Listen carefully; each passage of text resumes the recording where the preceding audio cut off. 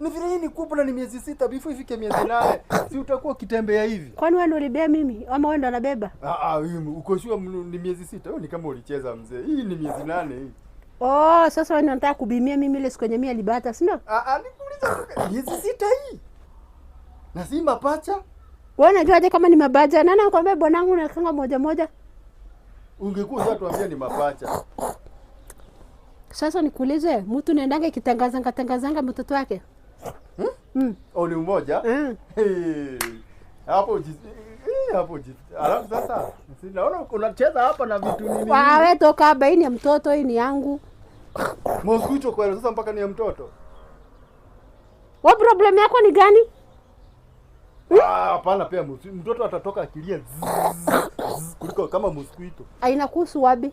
Wewe ni bana yangu. Unajua ni boss yangu. Kama mimi ni boss. Fanya hivi. Baba Abdullah akikuja enda mwambia mimi. Umshika. Tunaenda hivi alafu tutaongea. Enda. Nipige gidhugu pale alafu tutaona ni aje. Piga inaitwa gudhugu. Gidhugu. Lakini hiyo labda ni ndovu. Inahusu wewe wapi bumbavu?